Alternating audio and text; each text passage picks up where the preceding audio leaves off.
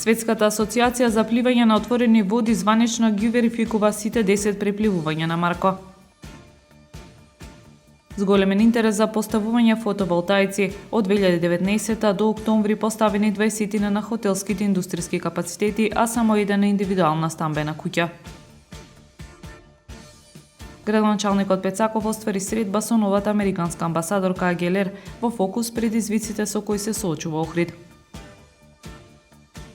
Младите нови лидери за креирање на иднината за чувување на мирот и соживотот на Балканот беше потенцирано на конференцијата во Охрид.